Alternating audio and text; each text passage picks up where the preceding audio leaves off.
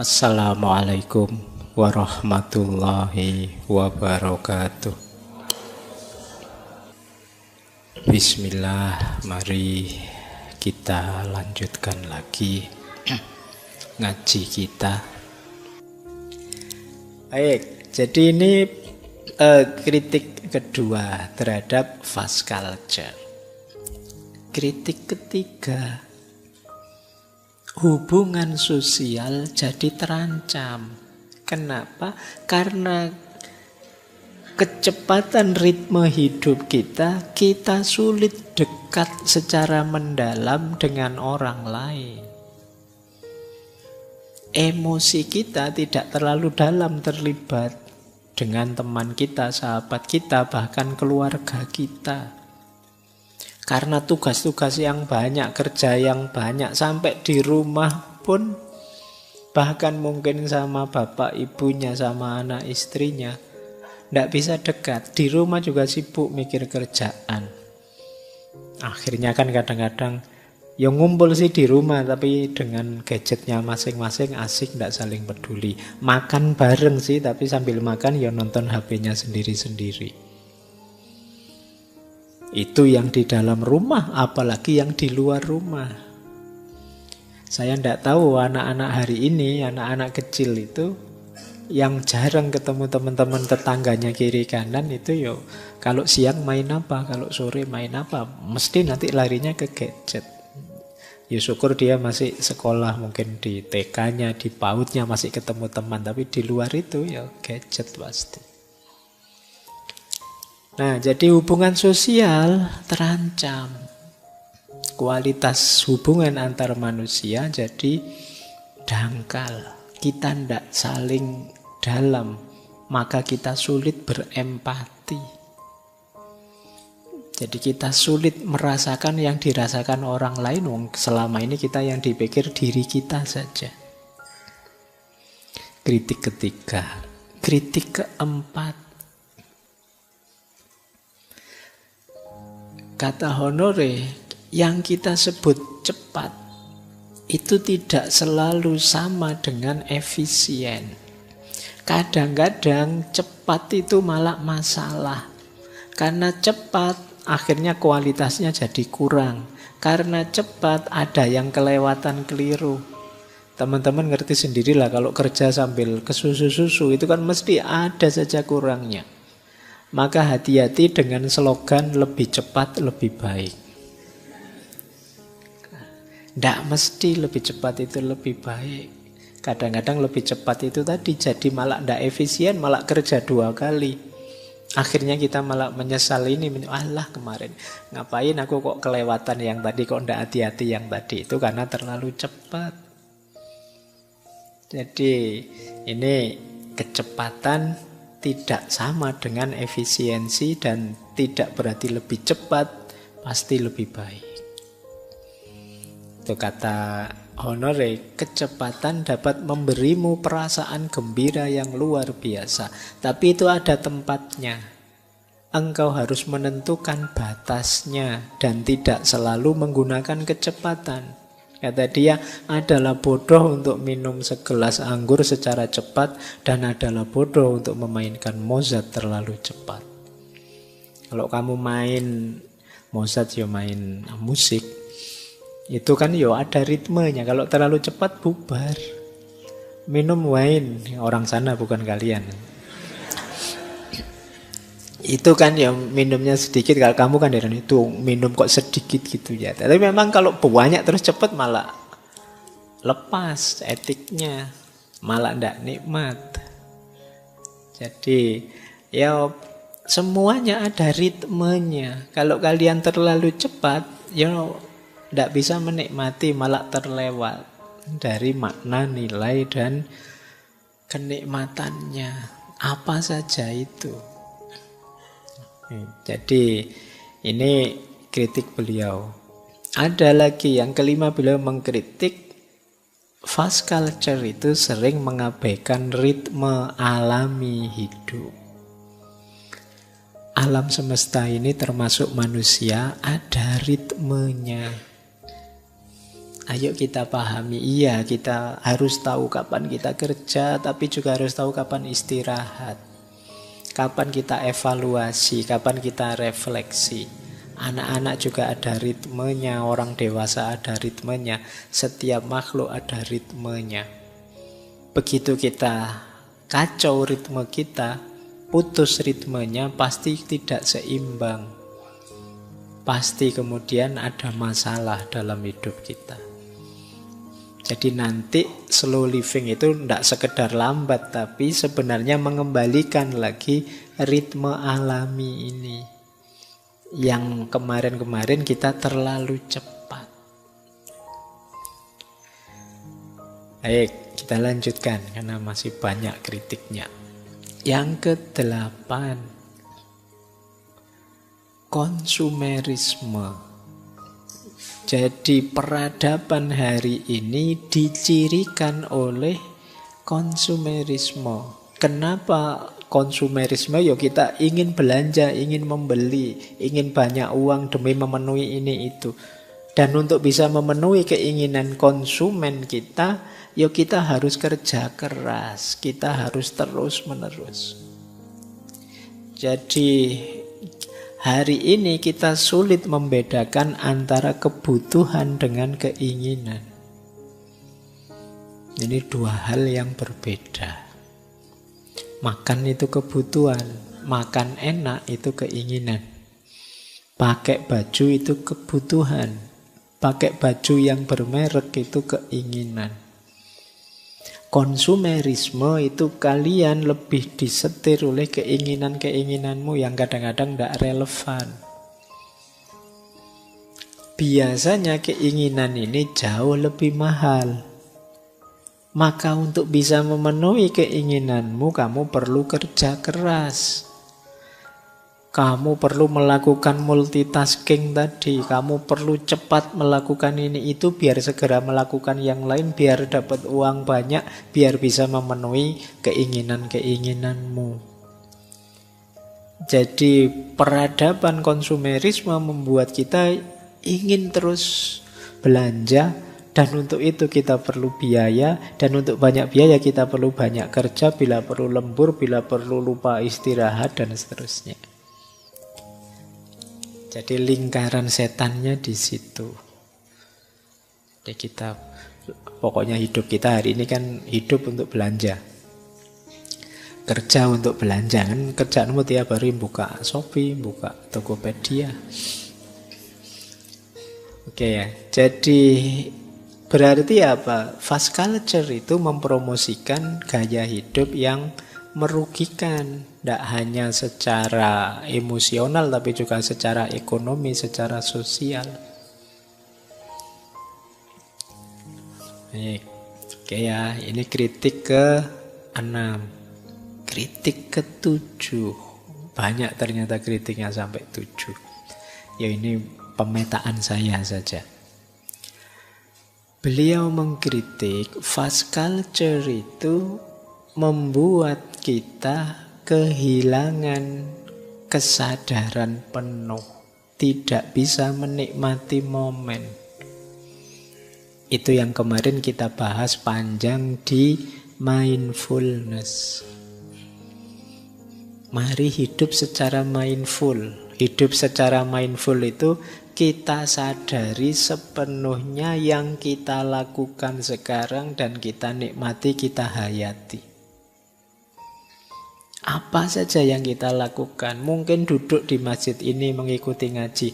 Mungkin nanti setelah ini kalian sambil baca buku atau sambil nonton TV atau sambil ngobrol dengan teman atau nongkrong di angkringan. Nikmatilah setiap momen, rasakan, hayati.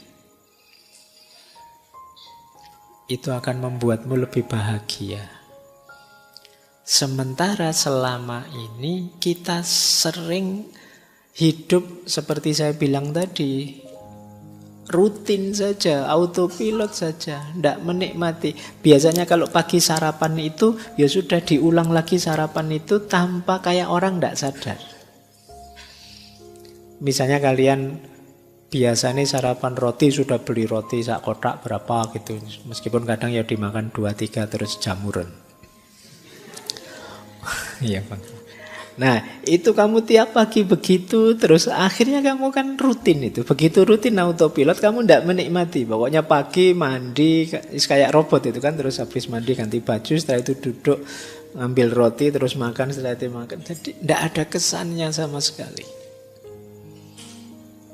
Kenapa bisa begitu? Fast culture. Kalian dikejar-kejar oleh peradabanmu untuk segera menyelesaikan ini itu, untuk segera produktif ini itu. Padahal misalnya kalian sadari, kalian nikmati, hidupmu kan akan jauh lebih membahagiakan tanpa harus mengorbankan yang harus kalian tuju tadi. Jadi kan tujuanmu tetap bisa tercapai meskipun kalian menyadari sepenuhnya dan menghayati apapun yang kalian lakukan. Jadi fast culture menjauhkan kita dari menikmati hidup. Karena jauh dari menikmati hidup, kita juga tidak merasakan kebahagiaan. Padahal harusnya kita itu sudah bahagia, tapi kita tidak ngaku bahwa kita bahagia, wong kita tidak pernah menikmati hidup kita. Yo, akhirnya kita tidak bersyukur. Akhirnya tiap hari mengeluh. Jadi padahal nasibmu itu jauh lebih baik dari banyak sekali orang yang lain. Itu pun kalian tiap hari mengeluh. Karena ini tadi, kamu tidak mindful. Kamu tidak menikmati detik per detik hidup. Oke ya, jadi inilah kritik-kritik dari Carl Honore terhadap fast culture. Yang ini harus dicarikan solusinya. Solusinya apa? Itulah nanti yang kita sebut slow living. Baik, ambil nafas dulu, istirahat dulu ya, boleh. Nanti dianggap tidak menikmati kalau ngomong terus 2 jam. Mari kita nikmati momen kita malam hari ini biar kita bersyukur.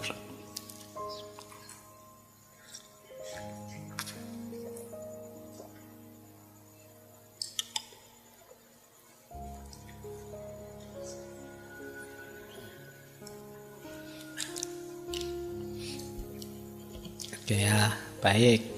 Nah, sekarang kita masuk ke tema utama kita. Slow living. Slow living itu, ini kalau dari bukunya ya, maknanya secara umum filosofi hidup yang menekankan pentingnya memperlambat ritme untuk menikmati momen, mendalami pengalaman, dan menghargai kualitas daripada kuantitas dalam segala aspek kehidupan. Jadi karena memang peradaban kita hari ini agak terlalu cepat, ada pentingnya kita lambatkan sedikit. Nanti di bagian bukunya yang lain beliau bilang begini, slow living itu satu revolusi budaya yang menentang anggapan bahwa lebih cepat selalu lebih baik. Jadi jangan didefinisikan cepat pasti lebih baik. Filosofis slow, kata Honore, bukan tentang melakukan segala sesuatu dengan kecepatan lambat. Jadi meskipun begitu bukan kok terus ayo kalau begitu berlambat-lambat, bukan itu. Tetapi berusaha melakukan segala sesuatu dengan kecepatan yang tepat. Jadi karena sebelumnya kita terlalu cepat, fast culture kan perlu diperlambat. Diperlambat itu biar ketemu ritmenya yang pas. Jadi targetnya bukan berlambat-lambat, tapi menemukan ritme yang tepat, yang pas. Karena kemarin terlalu cepat. Jadi slow living itu bukan hidup yang santai-santai, males-males, nge-slow saja. Tidak begitu, tapi hidup yang tepat kecepatannya. Kata Honore, menikmati jam dan menit daripada sekedar menghitungnya. Kita selama ini kan lebih banyak menghitung waktu, bukan menikmati waktu. Sudah berapa jam ngaji kita ini? Wah, kurang berapa menit lagi ya. Saya kok rasanya sudah tidak betah ini. Saya kan ini. Kamu tidak bisa menikmati momen, kamu menghitung waktu tiap hari. Wah, sudah kuliah semester 2 sekarang atau semester 3 sekarang, berarti kurang 2 tahun 3 bulan. Kamu ngitung waktu terus. Wah, usia saya sekarang sudah 25 tahun lagi, berarti nanti ditanya kapan nikah ini mesti. Karena kamu ngitung waktu. Kamu tidak bisa menikmati waktu, yang kamu lakukan selama ini menghitung waktu. Dan itu menyiksa. Tidak enak menghitung waktu itu. Nah, slow living filosofinya apa? Menikmati waktu, jam dan menit daripada sekedar menghitungnya. Melakukan segala sesuatu sebaik mungkin, bukan secepat mungkin.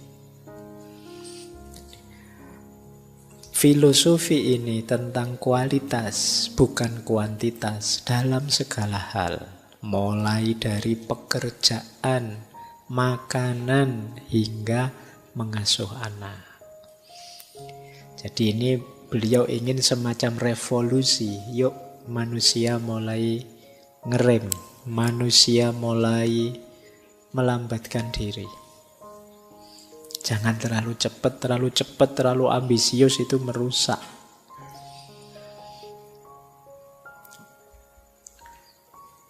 Nah, maka kalau kita rumuskan lagi ya, mari kita luruskan ada beberapa miskonsepsi, awas keliru. Yang pertama, slow living bukan berarti malas. Awas keliru ya, karena kadang-kadang kalian memaknai slow Pak, makanya saya tidak lulus kuliah sampai semester 14, tidak apa-apa Pak. Saya slow prinsipnya Pak, bukan itu. Jadi slow itu lebih hidup efektif, mengalokasikan waktu untuk hal yang memang fokus, yang memang prioritas, yang memang cocok.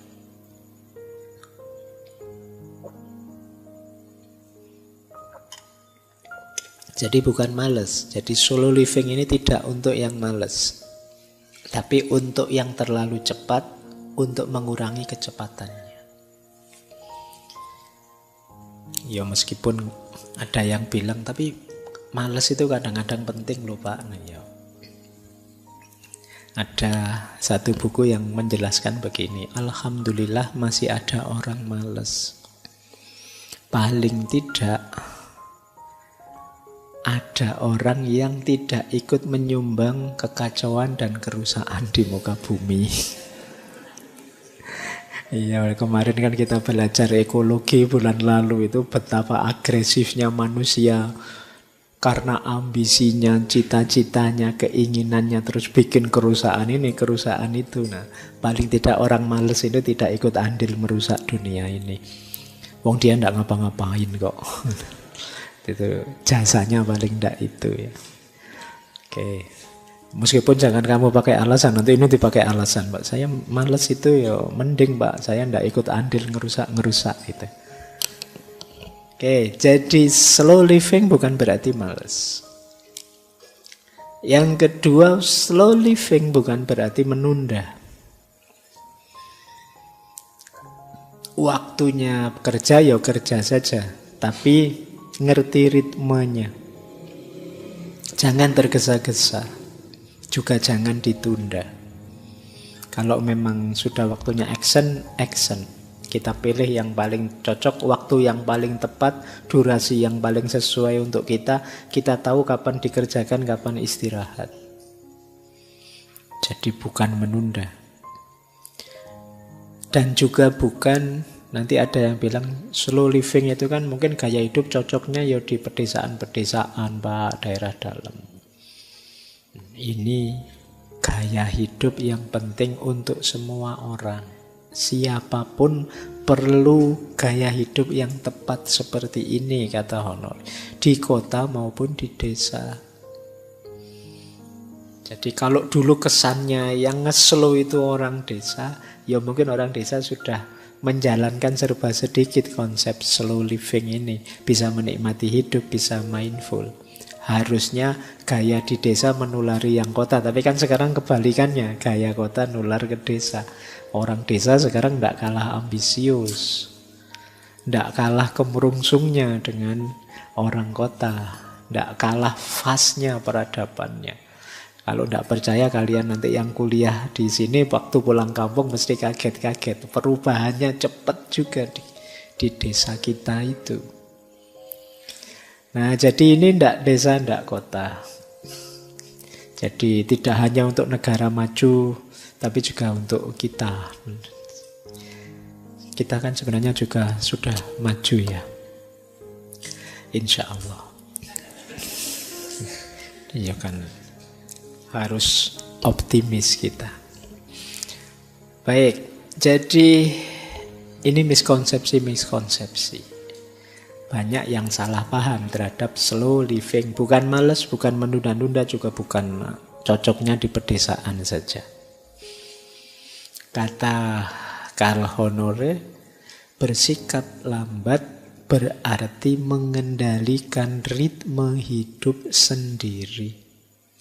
Engkaulah yang memutuskan berapa cepat harus melangkah dalam konteks apapun. Jika hari ini aku ingin melangkah cepat, aku akan melangkah cepat. Jika besok aku ingin melangkah lambat, aku akan melangkah lambat. Yang kita perjuangkan adalah hak untuk menentukan tempo sendiri.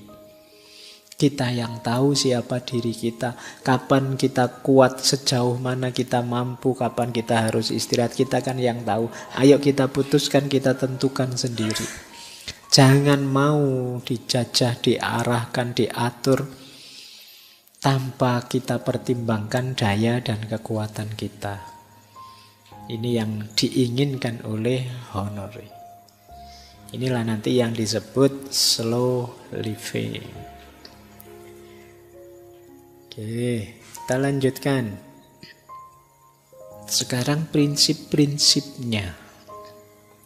Dari buku-bukunya Honore, kalau saya simpulkan, setidaknya ada 10 prinsip pokok dari slow living. Jadi kalau kalian ingin hidup yang slow, perhatikan 10 ini.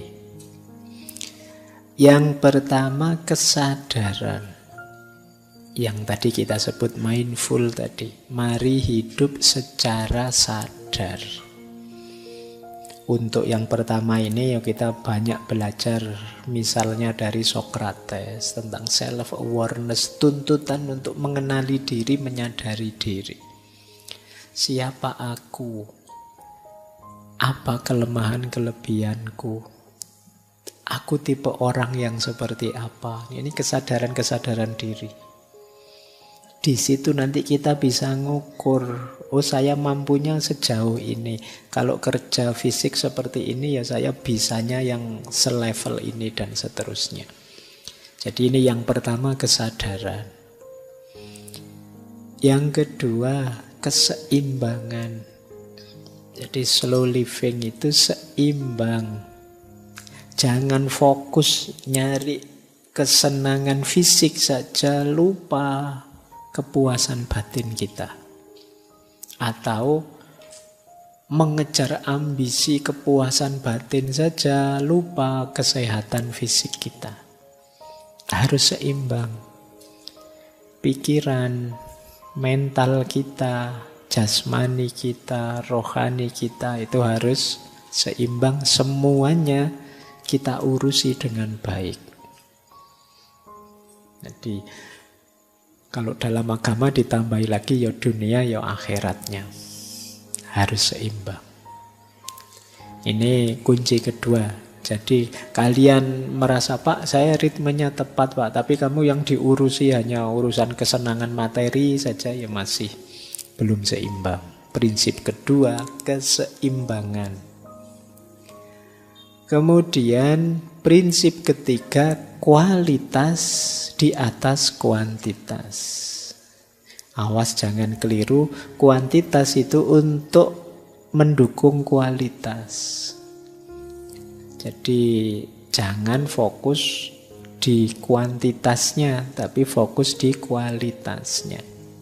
Kadang-kadang kita beraktivitas sebentar tapi dalam itu lebih berkualitas daripada banyak tapi dangkal. Yang tadi banyak contohnya ya. Jadi bagaimana ketika terlalu fokus pada kuantitas kita mengabaikan kualitas. Lebih melihat yang konkret-konkret, lupa bahwa ada yang di-upgrade kualitasnya. Kemudian menghargai proses bukan hanya hasil.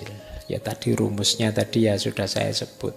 Apa-apa itu ya ada prosesnya, tidak ada yang instan. Kali yang ini apa saja ada prosesnya. Apapun itu, kuliahkah, belajarkah, menikahkah, hidup bermasyarakatkah, ada prosesnya.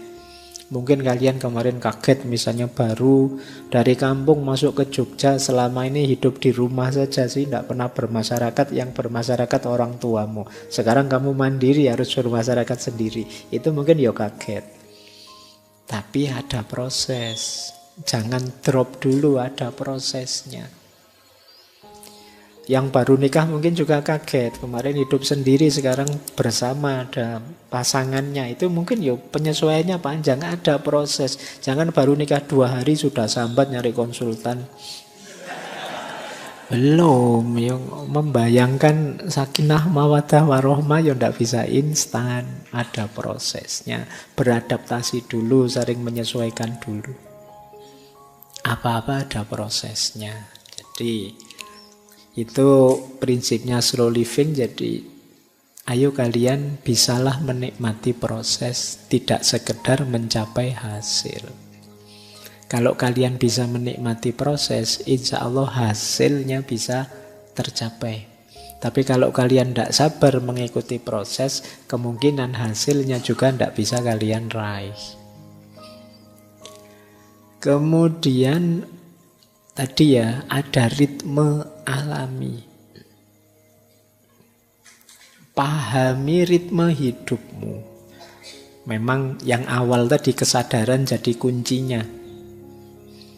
Jadi jangan lupa kita ini ada ritmenya. Kapan kerja, kapan istirahat, ada ritmenya. Di titik mana kalian mulai lelah, mungkin saatnya kalian mengurangi banyak kegiatan dan lain sebagainya. Kemudian kesederhanaan, simplicity. Sederhananya konsep simplicity itu jangan memasukkan, melibatkan, nambah-nambah aktivitas kegiatan yang tidak ada hubungannya dengan dirimu atau tujuan-tujuanmu. Kadang-kadang kita itu nyari masalah sehingga hidup kita jadi kompleks, jadi ruwet. Bukan beban kita ikut-ikutan komen misalnya, terus dibantah orang, kita ngamuk jadi rame. Itu nyari masalah. Seperti kata Lao Tzu itu ya. Jadi hidup kita itu simple tapi kita yang bikin ruwet sendiri. Ayo kita hidup simple saja, to the point saja, kita nikmati prosesnya. Yang tidak penting, posisikan sebagai tidak penting. Yang sekunder ditaruh di sekunder, yang tersier ditaruh di tersier. Biar tidak ruwet. Kalian pilahlah tadi ya, ini kebutuhan, ini cuma keinginan. Jadi yang kebutuhan diutamakan, yang keinginan kalau bisa dipenuhi ya dipenuhi. Ini kayak kita waktu belajar Epikuros di minggu pertama bulan ini. Kemudian keberlanjutan, perhatikan aspek keberlanjutan ini. Ya tentu saja pertama-tama keberlanjutan ekosistem lingkungan kita. Kemudian perhatikan juga keberlanjutan kita, kesehatan kita, dan seterusnya.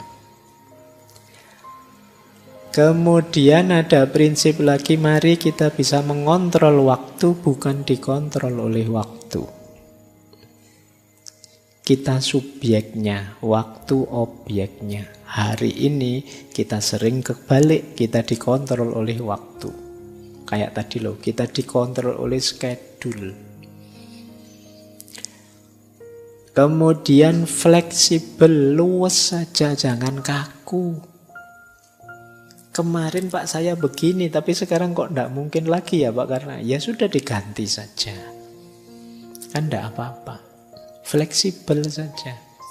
Jangan terlalu kaku, karena ada orang yang terlalu kaku dengan jadwalnya, rutinitasnya, dan lain sebagainya.